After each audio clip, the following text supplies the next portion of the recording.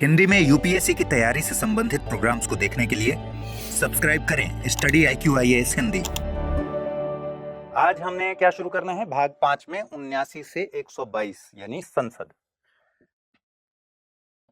भाग 5 का बाइफर्केशन हमने देख लिया था, संविधान का भाग 5 79 से लेकर 122 तक अब हम पढ़ेंगे, जिसमें किसके बारे में प्रोविजन है? संसद के बारे में। इसी को हमें पढ़ना है और बहुत अच्छे से पढ़ना है, इससे सवाल बनते हैं। ठीक है, अमृत उपाध्याय 007 इंस्टा पर, जिस पर इस समय मैप इन शॉर्ट चल रहा है। अगर आपने इंस्टा पर सब्सक्राइब नहीं किया है तो इस चैनल को ज्वाइन कर लीजिए, अमृत उपाध्याय 007 को, ताकि आप पुराने जो मैप इन शॉर्ट्स हैं उसको जरूर देख लीजिए। उससे क्या है, एनिमेशन के जरिए आपके दिमाग में चीजें बैठ जाएंगी तो कभी गलतियां नहीं होंगी। ठीक है, आइए, इस पोर्शन में भी बहुत सावधानी से हमें पढ़ना है। हालांकि बहुत सारे हमने क्या किए, प्रेसिडेंट में बहुत सारे बेयर एक्ट में हमने देख लिया है, लेकिन अभी देखेंगे तो आपको लगेगा कि बहुत सारा रिपीट हो रहा है, मतलब रिवीजन हो रहा है। लेकिन आज जो पढ़ेंगे वो एक बेसिक क्लास है, जिसमें आपको एक समझ बन जाएगी हमारी संसद की। पहली बात, संसद के हमारे 3 अंग हैं। कौन कौन से अंग हैं बताने की जरूरत नहीं है, ये बात भी मैंने पहले आपको बताई है। प्रेसिडेंट, लोकसभा और राज्यसभा। ठीक है, इसमें राज्यसभा जो है ये है उच्च सदन, और लोकसभा निचला सदन। ठीक, निचला सदन लोगों को प्रत्यक्ष रूप से लोग इसमें प्रतिनिधि चुनते हैं। आम चुनाव होता है ना जो लोकसभा के लिए, तो प्रत्यक्ष चुनाव के द्वारा इसमें प्रतिनिधि चुने जाते हैं, जो लोकसभा में चुनकर आते हैं। और फिर हम संरचना देखेंगे अभी, लेकिन अभी के लिए इतना समझना है, इसको निचला सदन कहते हैं और राज्यसभा को उच्च सदन कहते हैं। ठीक है, राज्यसभा में संघ और संघ शासित प्रदेशों के प्रतिनिधि आते हैं, जो प्रत्यक्ष निर्वाचन के जरिए नहीं आते। इसका मकसद ही राज्यसभा का क्या है? राज्यसभा का मकसद ही है कि राज्यों को पर्याप्त प्रतिनिधित्व मिले। तो राज्यों के और संघ शासित प्रदेशों के, संघ राज्य क्षेत्रों के जो प्रतिनिधि हैं, उनको यहाँ आनुपातिक प्रतिनिधित्व प्रणाली से एकल संक्रमणीय मत पद्धति के द्वारा उनका निर्वाचन होता है, और साथ ही मनोनयन के भी कुछ प्रावधान है, तो वो हम देखेंगे उसका बाइफर्केशन आज की डेट में क्या है। दूसरा, लोकसभा में संपूर्ण भारत के लोगों का प्रतिनिधित्व होता है। ये कहने का तात्पर्य क्या है?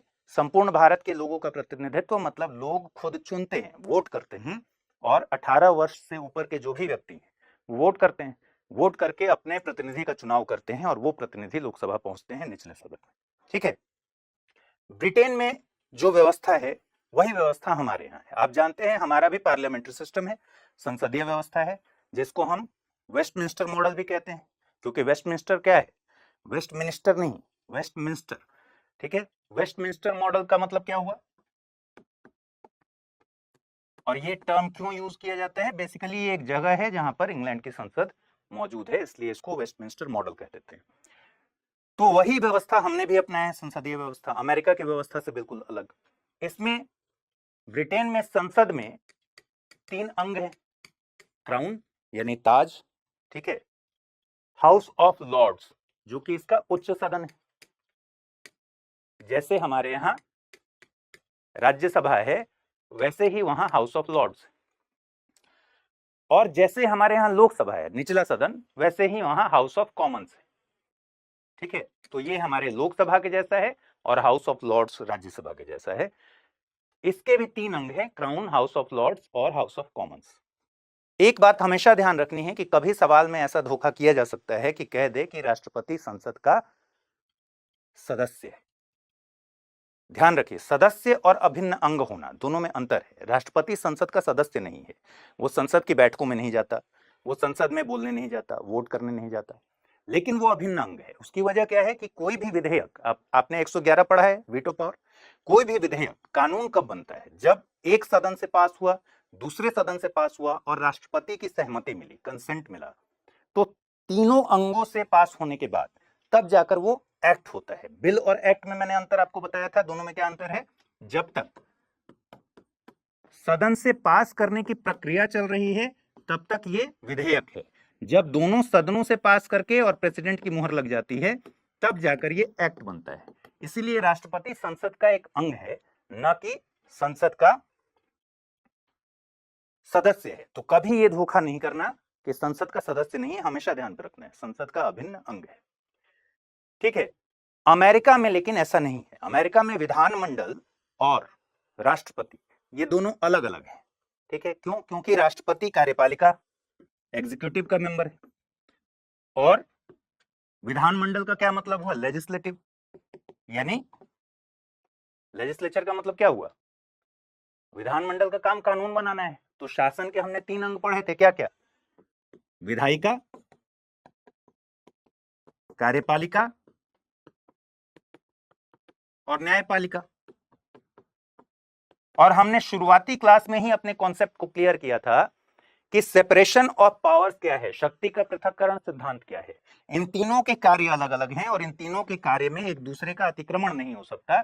सेपरेशन ऑफ पावर्स का जो सिद्धांत है, शक्ति के पृथक्करण का सिद्धांत, वो अमेरिका में बहुत रिजिड है, लेकिन भारत में हमने देखा था कि ये उतना रिजिड नहीं है, बल्कि चेक एंड बैलेंस के आधार पर है।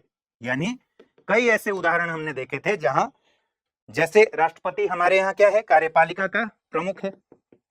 एग्जीक्यूटिव का हेड कौन है? प्रेसिडेंट, लेकिन वो संसद का भी अंग है। तो यहां सेपरेशन ऑफ पावर्स इतने रिजिड तौर पर नहीं हो सकता है। इसके कई सारे एग्जांपल अगर आपने नहीं देखा है, वो क्लास आप देख लीजिएगा, उसका टाइटल ही है शक्ति का पृथक्करण सिद्धांत, तो बात समझ में आ जाएगी। ठीक, जिस तरह भारत में लोकसभा है और राज्यसभा है, वैसे ही ब्रिटेन में क्या हो गया? हाउस ऑफ लॉर्ड्स उच्च सदन हो गया और हाउस ऑफ कॉमन्स निचला सदन हो गया। अमेरिका की अगर बात करें तो अमेरिका के विधानमंडल को सामूहिक रूप से हम कहते हैं कांग्रेस। अमेरिका की विधायिका को क्या कहते हैं? कांग्रेस कहते हैं। इस कांग्रेस में 2 सदन है। ये कांग्रेस कौन सा है? भारत वाला है। अमेरिका का विधानमंडल कांग्रेस कहलाता है। एक तो हो गया सीनेट और एक हो गया हाउस ऑफ रिप्रेजेंटेटिव्स। ये है उच्च सदन सीनेट और ये है निचला सदन। ठीक है। सीनेट में अमेरिका में प्रावधान बिल्कुल अलग है। हमारे यहां राज्यसभा में राज्यों का जो प्रतिनिधित्व है वो जनसंख्या के आधार पर है। मतलब ये हुआ कि मान लीजिए यूपी की जनसंख्या बहुत ज्यादा है, तो यूपी को 31 सीट मिले हैं सबसे ज्यादा, क्योंकि उसकी जनसंख्या बहुत ज्यादा है। जबकि कई स्टेट्स ऐसे हैं जिसको 1-1 सीट मिला हुआ है, क्योंकि उसकी जनसंख्या बहुत कम है। ठीक है। जबकि अमेरिका में सीनेट में क्या होता है? अमेरिका में टोटल 50 राज्य हैं। हर एक राज्य से, भले ही उसकी जनसंख्या कुछ भी हो, हर एक राज्य से 2 मेंबर सीनेट के सदस्य होते हैं। मतलब अमेरिका में सीनेट की संख्या 100 है, सीनेट में सदस्यों की संख्या, और वो हर राज्य से 2-2 मेंबर्स हैं। इस बात से कोई फर्क नहीं पड़ता कि जनसंख्या किसकी कम है किसकी ज्यादा है। जबकि भारत में क्या व्यवस्था है? भारत में राज्यों के का प्रतिनिधित्व, कितने सीट्स राज्यसभा में किस राज्य के, जब आप देखेंगे उसका बाइफर्केशन, तो यूपी में जैसे 31 सीट। ठीक है। इसी तरह अलग अलग स्टेट्स की सीट्स निर्धारित हैं और यह निर्धारण कहां पर लिखा हुआ है? चौथी अनुसूची में दिया गया है। चौथा शेड्यूल, 4th शेड्यूल में बताया गया है कि किस राज्य का कितना सीट है राज्यसभा में। ठीक, तो अनुसूची भी ध्यान पर रखना है। कौन कौन सी अनुसूची हम लोग अभी हाल ही में रिवाइज कर चुके हैं, पढ़ चुके हैं। हमने देखा था, एक छोटा सा यहां पर याद दिला देता हूं मैं। 2nd शेड्यूल हमने देखा था कि वेतन भत्तों से संबंधित है, जिसका जिक्र बार बार आया। 3rd शेड्यूल हम देख चुके हैं कि शपथ, मंत्रिपरिषद पढ़ते हुए हमने देखा था ना कि भाई शपथ कहां है? शपथ का जिक्र 3rd शेड्यूल में। और 4th शेड्यूल में आज क्या देख लिया हमने कि राज्यसभा में सीटें किस राज्य की कितनी हैं। राज्यसभा में सीटों का आवंटन ये कहां है? 4th शेड्यूल में। तो ये भी एक तरफ नोट करते रहना है। ठीक है।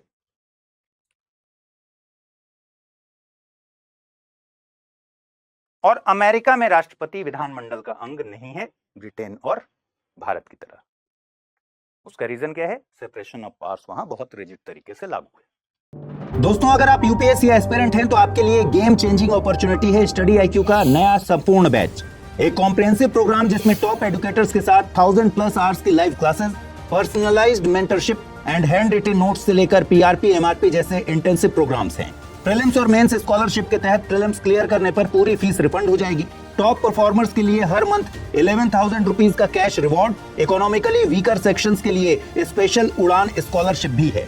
X secretary Anil Swarup sir खुद गाइड करेंगे आपको इस जर्नी में। स्टडी आईक्यू पर 2 करोड़ इंडियंस का ट्रस्ट है और अब संपूर्ण बैच के साथ आपका यूपीएससी ड्रीम भी होगा अचीव।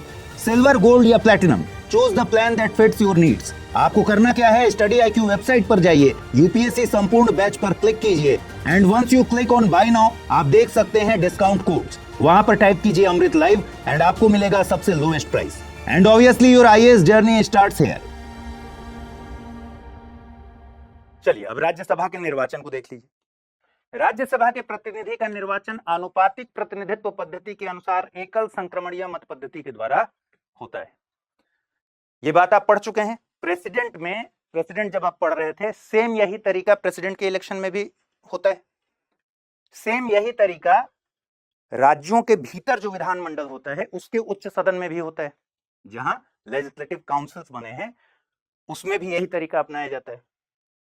तो अब हम इसको अब विस्तार से नहीं पढ़ेंगे क्योंकि प्रेसिडेंट में आपको मैंने एकदम स्पष्ट तरीके से समझाया था कि आनुपातिक पद्धति क्या होता है, आनुपातिक प्रतिनिधित्व पद्धति क्या है, एकल संक्रमणीय मत पद्धति क्या है। यह भी मैंने बताया था कि first past the post system और इन में आनुपातिक प्रतिनिधित्व पद्धति में क्या अंतर है। अगर आपने नहीं देखा है तो उस क्लास को आपको देखना होगा, ठीक है। तो राज्यसभा में निर्वाचन जो होता है राज्यसभा के सदस्यों का, ये कैसे होता है? आनुपातिक प्रतिनिधित्व पद्धति के अनुसार एकल संक्रमणीय मत पद्धति के द्वारा। सीटों का बंटवारा राज्य की जनसंख्या के आधार पर होता है, राज्यों की सीटों का बंटवारा।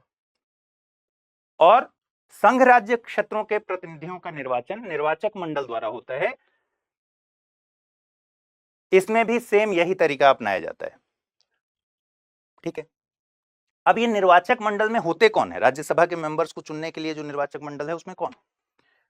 उसमें एमएलए शामिल है।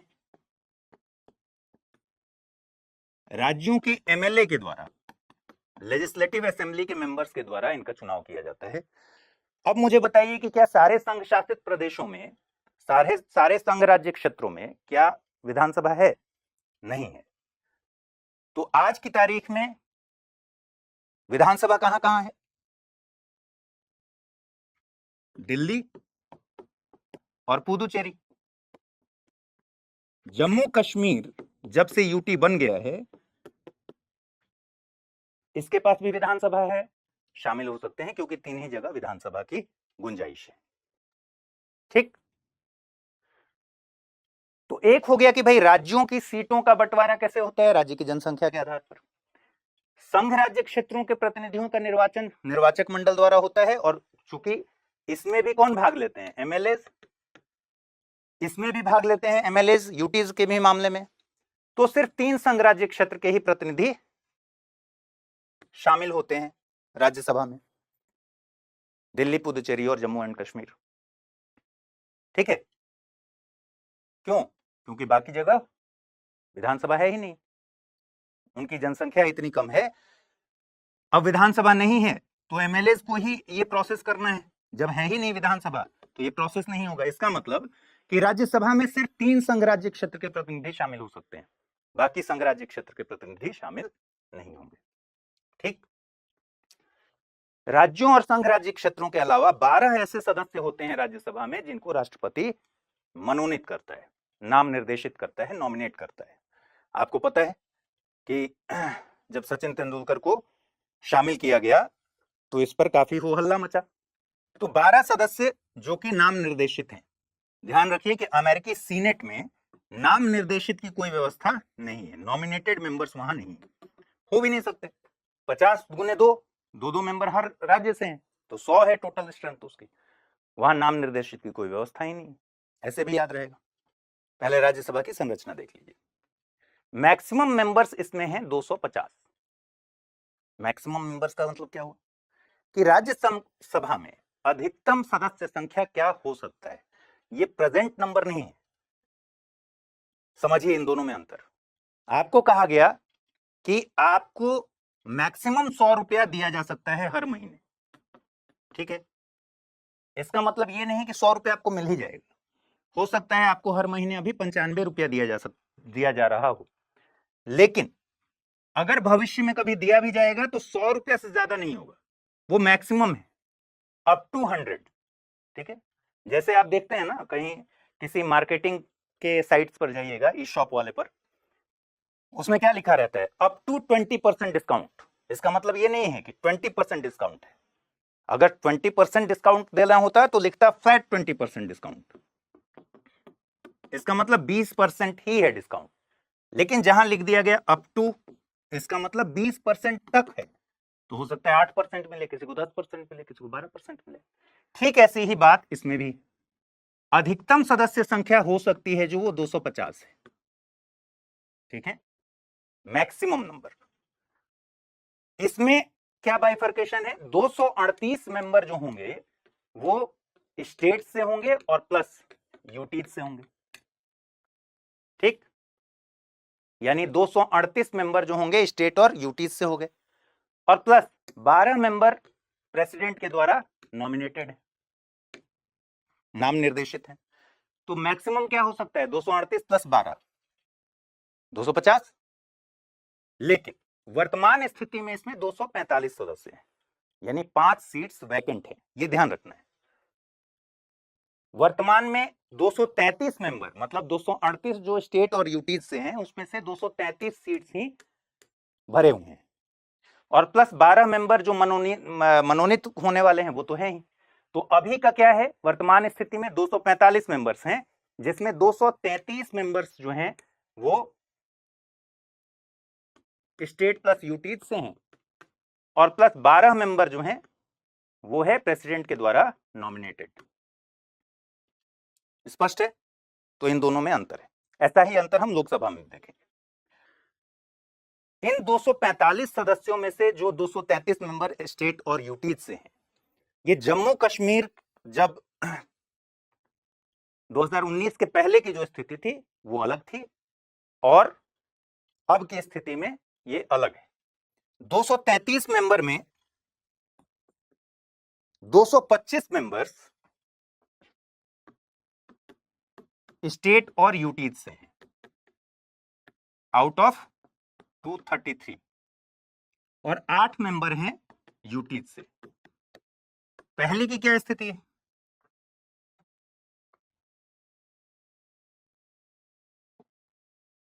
229 मेंबर्स स्टेट और यूटीज से, और 4 मेंबर्स, सॉरी स्टेट से, स्टेट एंड यूटीज नहीं, स्टेट एंड यूटीज को ही तो हम तोड़ रहे हैं स्टेट और यूटी में। यहां है 233 और यहां भी है 233, ठीक है। 229 मेंबर राज्यों से, और 3 मेंबर दिल्ली के हो गए, और 1 मेंबर पुदुचेरी का, तो 233 हो गया, प्लस 12 जो नॉमिनेटेड है, ठीक है। अब जम्मू कश्मीर बनने के बाद क्या स्थिति होगी, उसके बाद की स्थिति होगी 225 स्टेट से, 8 जिसमें से 3 दिल्ली, 1 पुदुचेरी, और 4 सीट्स जे&के। अब आप पूछेंगे कि लद्दाख से भी तो होना चाहिए, लद्दाख भी तो यूटी बना है, लद्दाख में विधानसभा नहीं है। मैंने क्या कहा था, 3 ही जगह विधानसभा की गुंजाइश है, दिल्ली पुदुचेरी में पहले से, जम्मू कश्मीर यूटी बनने के बाद पहले से ही जम्मू कश्मीर विधानसभा है। तो जो 4 सीट पहले इधर थे तो 229 था, इसमें से 4 सीट निकल गया तो 225 हो गया, और ये 4 सीट जुड़ गए यूटी वाले में। तो अब 8 सीट्स होंगे, जिसमें 3 दिल्ली, 1 पुदुचेरी और 4 Jammu and Kashmir. Total number उतना ही है, 233। समझ में आ गई बात। तो 238 राज्यों एवं संघराज्य क्षेत्रों से, 12 राष्ट्रपति द्वारा मनोनयन से, वर्तमान स्थिति में 245 सदस्य हैं, ठीक है, ये हो गया टोटल स्ट्रेंथ, मैक्सिमम स्ट्रेंथ 250 का। वर्तमान में 245 है, जिसमें से 233 प्लस 12 यानी 233 स्टेट प्लस यूटीज से, 233 में भी 225 स्टेट से और 8 यूटीज से और प्लस 12 मनोनीत सदस्य। संविधान की चौथी अनुसूची में राज्यसभा के लिए राज्यों व संघ राज्य क्षेत्रों में सीटों के आवंटन का वर्णन है। तो ये बात आपको ध्यान पे रखनी है, कभी स्टेटमेंट में पूछा जा सकता है या कभी मिलाने के लिए आ जाता था पहले, अभी भी आ सकता है। अब लोकसभा की संरचना क्या है? लोकसभा की संरचना है अधिकतम सदस्य संख्या 550। पहले कितना था? 552। क्यों ऐसा था 552? क्योंकि पहले 530 स्टेट से, 20 यूटी से और प्लस 2 एंग्लो इंडियन समुदाय के लोग, जिनका प्रतिनिधित्व राष्ट्रपति अगर समझे कि कम है तो 2 सीटें ऐसी थी जिसमें राष्ट्रपति 2 एंग्लो इंडियंस को नाम निर्देशित कर सकता था। मैंने आपको पहले पढ़ाया है कि ये जो 2 एंग्लो इंडियन वाला प्रोविजन है ये खत्म हो चुका है। 104वें संविधान संशोधन के जरिए एंग्लो इंडियन वाले प्रोविजन को खत्म कर दिया गया है। तो पहले जो मैक्सिमम स्ट्रेंथ था 552 का, वो अब कितना है? 550। अगर स्टेटमेंट में आ जाए तो ध्यान रखना है कि आज की तारीख में 104वें संशोधन के बाद 2 एंग्लो इंडियंस के प्रोविजन को हटा दिया गया है। तो अब मैक्सिमम स्ट्रेंथ जो लोकसभा की हो सकती है वो 550 हो सकती है। अब यहां भी एक गैप है, वर्तमान संख्या है 543। ठीक है, 543 में क्या बाइफर्केशन है? 524 स्टेट से, 19 यूटी से। ये भी जम्मू कश्मीर के यूटी बनने के बाद की स्थिति डिस्कस हो रही है। पहले की स्थिति क्या हो सकती थी?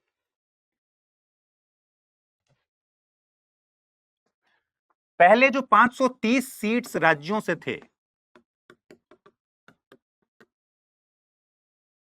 यूटी से कितना था? 20।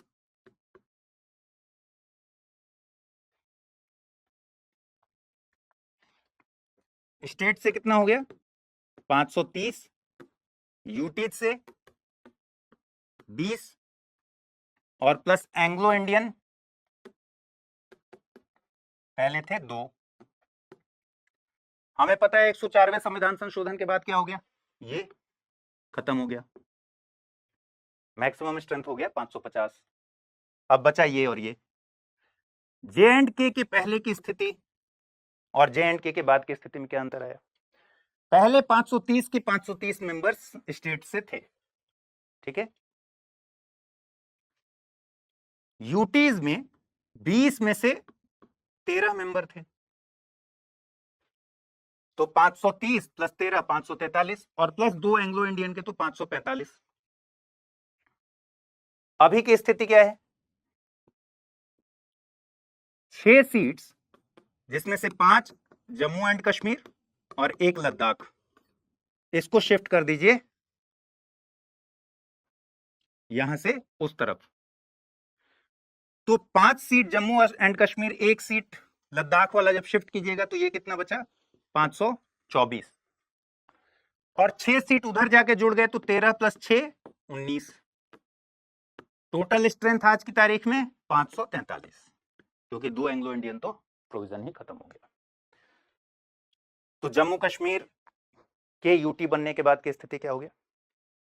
543 के 543 मेंबर्स हैं, 2 एंग्लो इंडियन गए 545 में से। तो प्रेजेंट स्टेटस में 543 सदस्य हैं, ठीक है, जबकि मैक्सिमम नंबर कितना हो सकता है? 550। राज्यों का प्रतिनिधित्व कैसे तय होता है? इलेक्शंस होते हैं, आम चुनाव होता है। राज्यों में प्रत्यक्ष निर्वाचन के द्वारा आम चुनाव में, मतलब इलेक्शंस जो होते हैं लोकसभा के लिए, उसमें डायरेक्ट आप जाकर वोट डालते हैं। पहले वोटिंग की जो उम्र थी वो थी 21 साल, 21 साल थी। लेकिन 61वां संविधान संशोधन जब हुआ तो इसको घटाकर कर दिया गया 18 वर्ष। अब आप देखकर बताइएगा कि 61वां संविधान संशोधन किस ईयर में हुआ था, मतलब किस साल से ये प्रोविजन चेंज हुआ। तो प्रत्यक्ष निर्वाचन होता है, आम चुनाव कराया जाता है, और जनरल इलेक्शन में 18 वर्ष से ऊपर के व्यक्ति जो मतदाता सूची में शामिल हो, किसी वजह से अगर उन मतदाता सूची में शामिल होने के लिए योग्य ना हो तब तो हाँ ठीक है, जो मतदाता सूची में शामिल हो 18 वर्ष से ऊपर व्यक्ति वो वोट करते हैं और निचले सदन के लिए लोगों का प्रतिनिधियों का चुनाव करते हैं। और इसमें कौन सा सिस्टम चलता है, फर्स्ट पास्ट द पोस्ट। मैंने बताया था ना, राज्यसभा के लिए क्या चलता है सदस्यों को चुनने के लिए, आनुपातिक प्रतिनिधित्व द्वारा एकल संक्रमणीय मत पद्धति। और लोकसभा के लिए क्या चलता है, first past the post system. First past the post का मतलब क्या हुआ, जिसको ज्यादा वोट मिला वो जीत गया। ठीक है, यूटीज के लिए संसद को अधिकार दिया गया है कि विधि द्वारा वो व्यवस्था करे कि यूटीज में किस तरह से इलेक्शन होगा। तो सेम प्रोसेस है, संसद ने विधि द्वारा प्रत्यक्ष निर्वाचन की ही व्यवस्था रखी है, तो दोनों ही केस में इलेक्शन ही होता है। ठीक, अब लोकसभा के चुनाव प्रणाली में एक खास बात है, वो खास बात क्या है, देखिए मान लीजिए कि एक शहर है, ठीक है, या शहर छोड़िए, पहले बहुत छोटे यूनिट से समझते हैं। मान लीजिए एक संयुक्त परिवार है गांव में, इसमें 4 लोगों के परिवार शामिल हैं, 4 जनरेशन के परिवार शामिल हैं, संयुक्त परिवार है। ए बी सी डी 4 भाई रहते हैं मिलके, सबका खाना वाना अलग अलग बनता है। उसी गांव में एक दूसरा संयुक्त परिवार है, ठीक है, जिसमें मान लीजिए 6 लोग रहते हैं, 6 परिवार रहते हैं, E F G H I जे। इस उदाहरण से समझते हैं, ठीक है। अब ये संयुक्त परिवार है और उस गांव में एक रूल है, गांव का रूल ये है कि जितना भी अनाज होगा गांव में, जो अनाज उत्पन्न होगा वो अनाज इन सबके बीच में बराबर बराबर बांटा जाएगा। पहला संयुक्त परिवार मान लीजिए एक्स है और दूसरा संयुक्त परिवार वाई है। एक्स संयुक्त परिवार के भीतर 4 परिवार हैं, ए बी सी डी। वाई संयुक्त परिवार के भीतर 6 परिवार हैं, E F G H I जे। ठीक,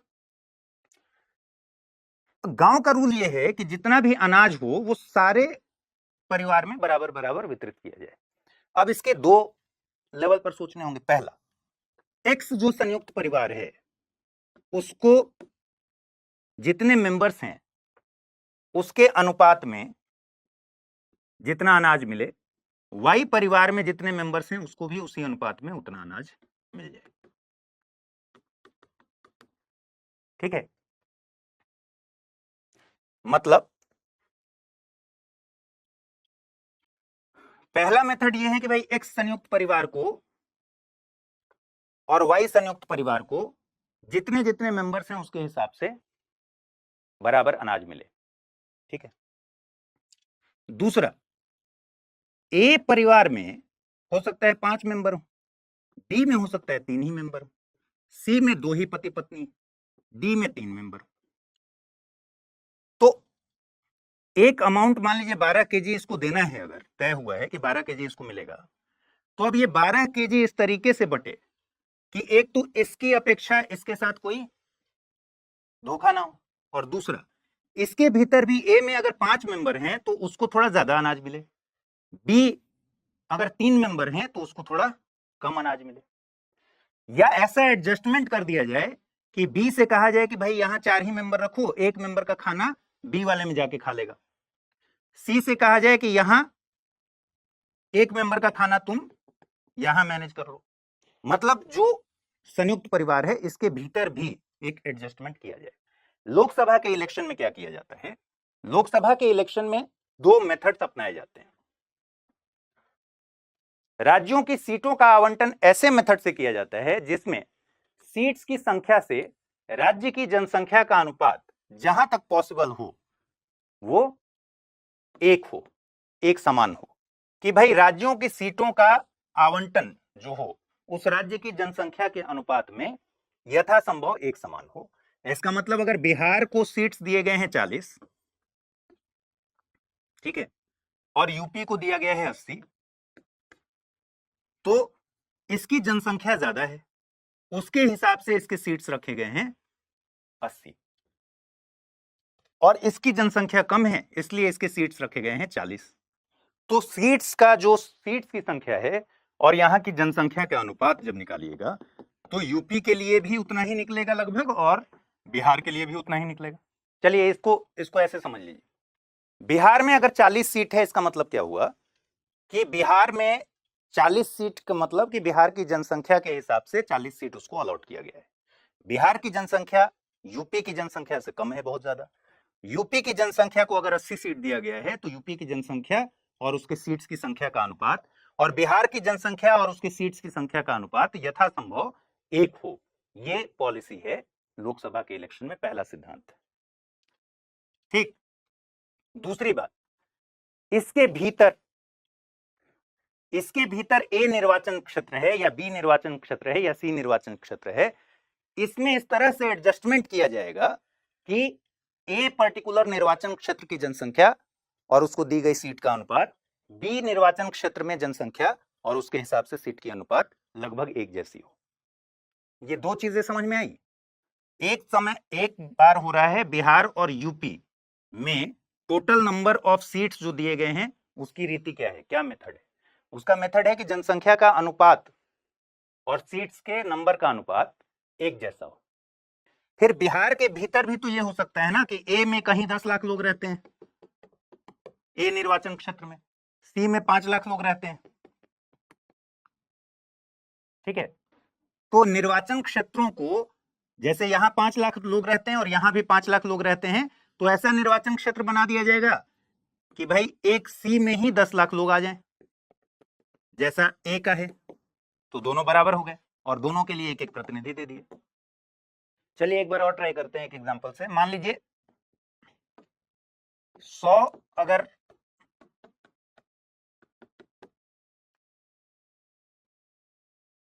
नंबर ऑफ सीट्स हैं, ठीक है,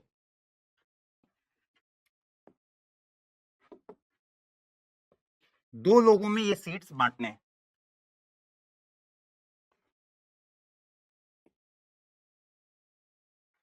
और रूल ये बनाया गया है कि हर 10 लोग पर एक सीट होगा। 10 लोगों के स्ट्रेंथ पर जहां 10 लोग रहते हैं वहां एक सीट उनको अलॉट किया जाएगा, ठीक है। 100 सीट है टोटल, मान लीजिए हाइपोथेटिकल सिचुएशन है, 100 सीट टोटल है। तय ये किया गया है कि 10 लोग जहां होंगे एक जगह उस पर एक सीट बनेगा। दो अलग अलग स्टेट्स हैं, एक जगह है 30 लोग, ठीक, 3 स्टेट कर लीजिए, एक जगह है 20 लोग